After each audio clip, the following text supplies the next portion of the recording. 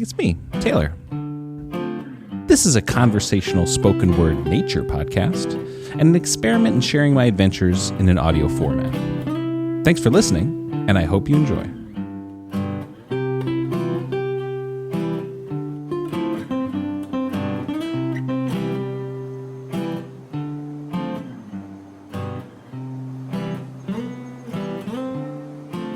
I flew to Cairns on a Friday night for a weekend August adventure.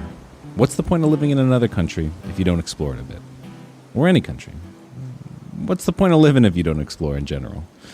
I had a flight credit and a ferry trip paid from 2022, when travel was more predictably unpredictable. I packed my camera, Attenborough book, and a peanut butter banana sandwich for the plane. I slept well and woke ready for the day. I car shared to the port and walked around for a bit, characteristically early. I think I saw my old boat where I was a chef for a week, a pro dive ship. Strange to be back on this wharf after all these years. The ferry ride was a little longer than I expected, but I enjoyed overhearing the young working holiday makers' dramas.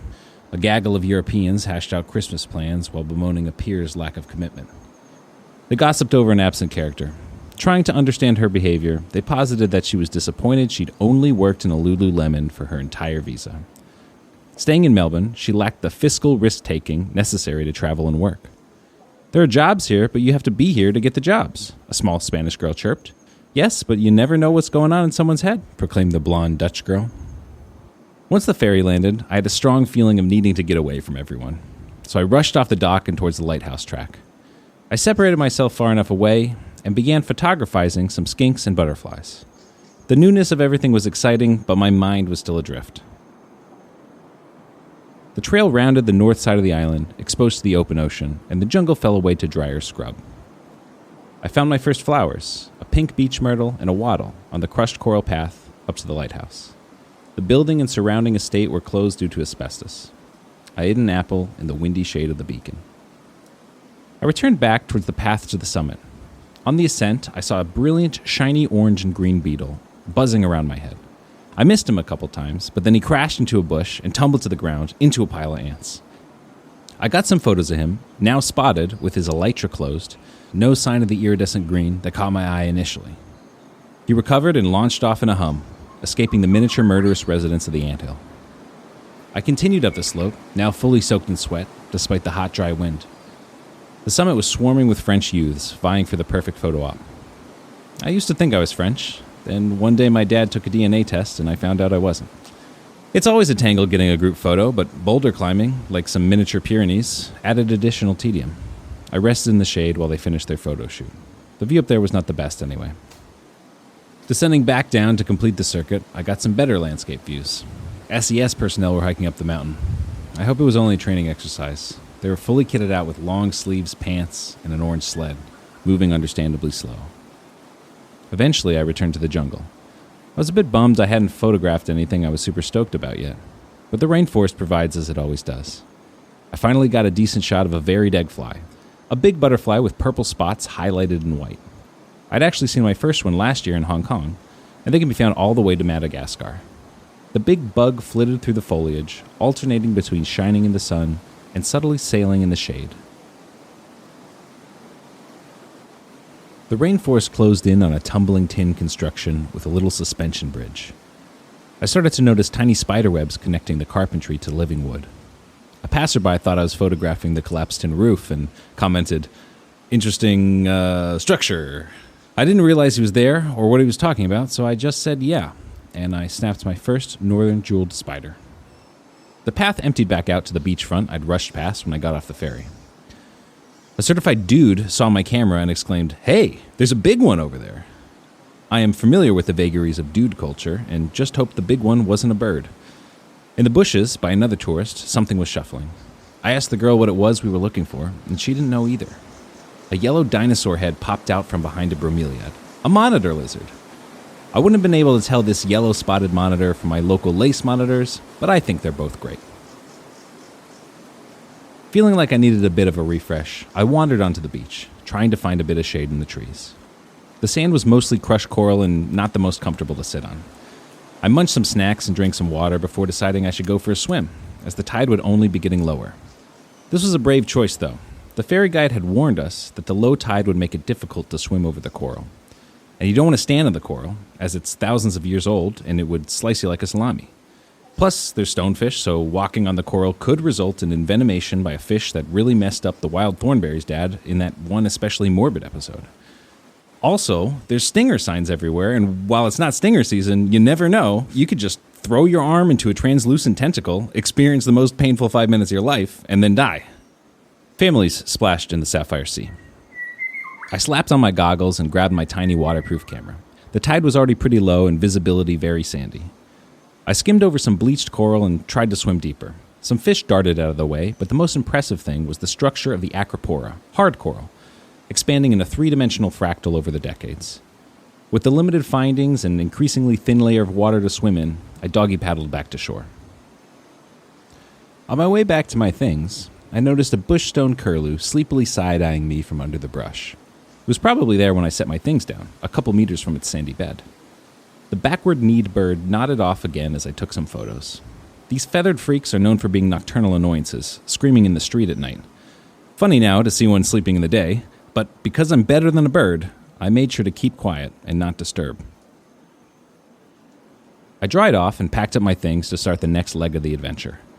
But walking back along the resort esplanade, I noticed a little green head popping from the water. A sea turtle? I couldn't be sure yet, but I jogged to the end of the dock to see if I could verify the marine amphibian. I peered over the pier, but sea turtles can stay under the water longer than I can. I counted 2 minutes, then 5. A scaly head bobbed around a pylon, the only thing in the sea that could block my view of the Colonia. I didn't get a photo, but I got a memory. Slightly disheartened, I walked back down the boardwalk and headed towards Nudie Beach. Nudie Beach was voted the best beach in Australia in 2024, and although it may have been at some point, is not in fact a nude beach.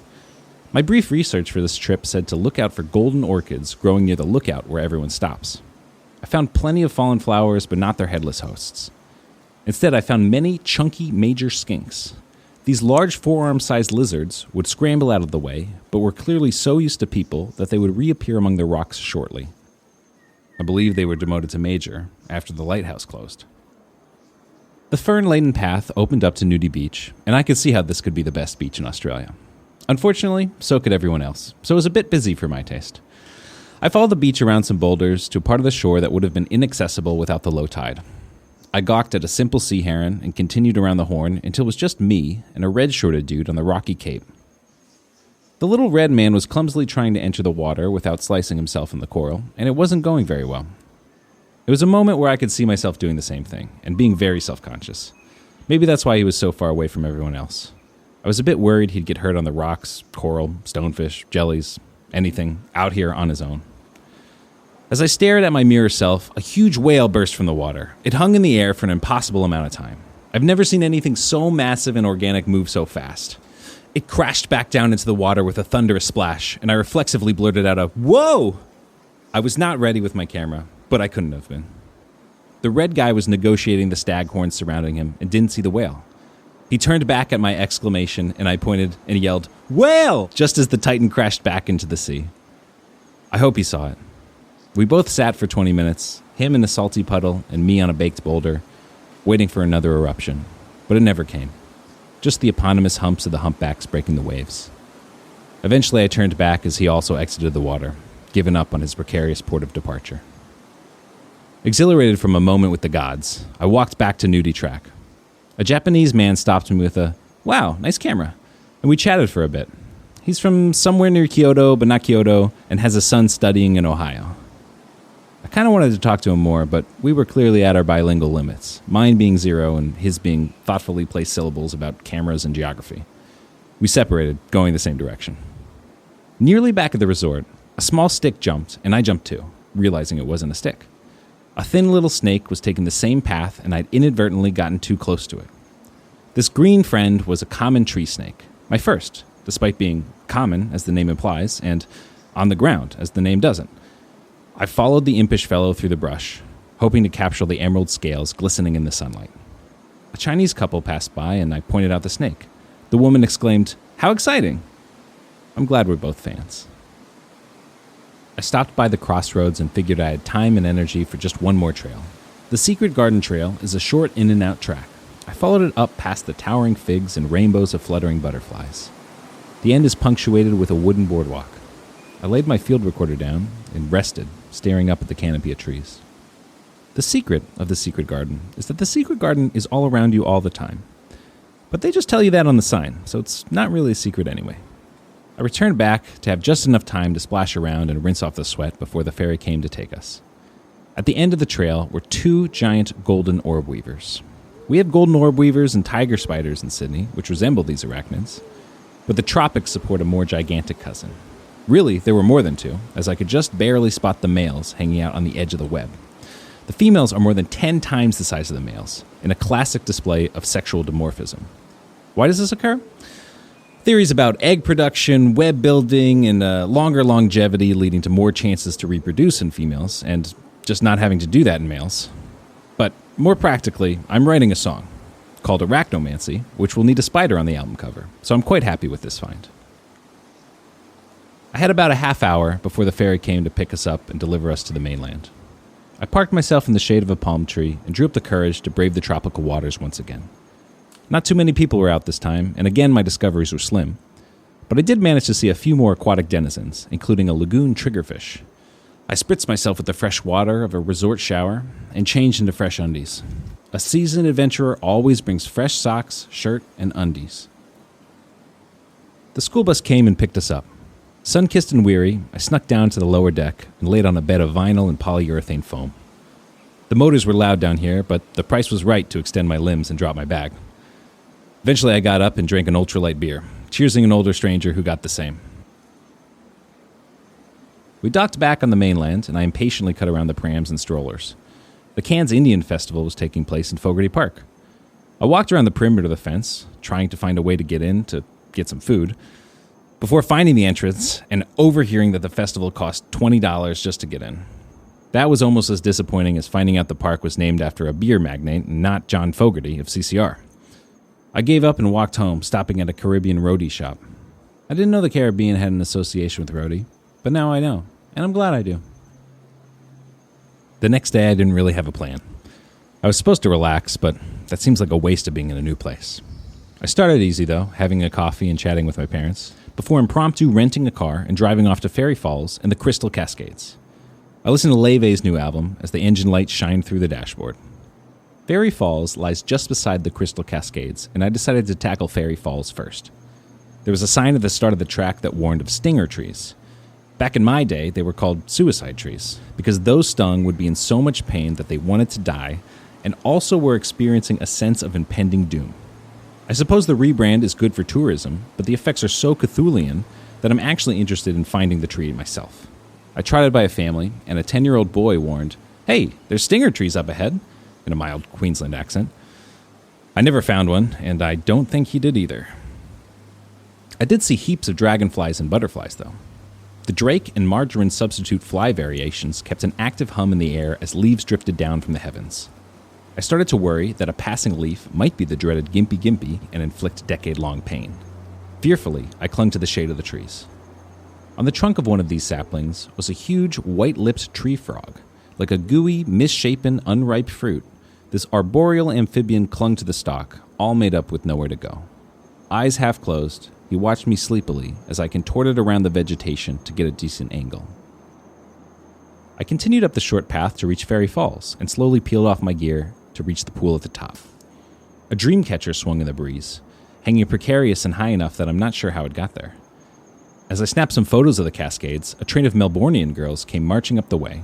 We did the requisite, "Hi, how are you?" dance as we negotiated log and rock footing, and I let them pass up to the top of the falls. The last person stopped and chatted with me. They had just had a photography retreat up in Cairns and were having one last adventure before flying back home today. Same. We yapped about cameras, and I pretended to know anything about apertures and lighting conditions. I spun back towards the car park, picking up photos of tropical rock masters along the way. The Crystal Cascades lie in the shadow of a large dam, where signs tell you, in the unlikely event you hear a warning siren, please get to high ground immediately. There are also signs that warn you that this creek has claimed lives. The practicality and hospitality of North Queensland is inspiring. Still, there's no crocodiles as the rocks and eddies make it too difficult for an XL lizard to move through them, and no threat of an oceanic cnidarian's neurotoxins either. I walked the long paved path following the creek, peering over the bushes to glimpse people swimming in the river. The cool green water looked tempting, but I'm a hike first, swim later kind of guy.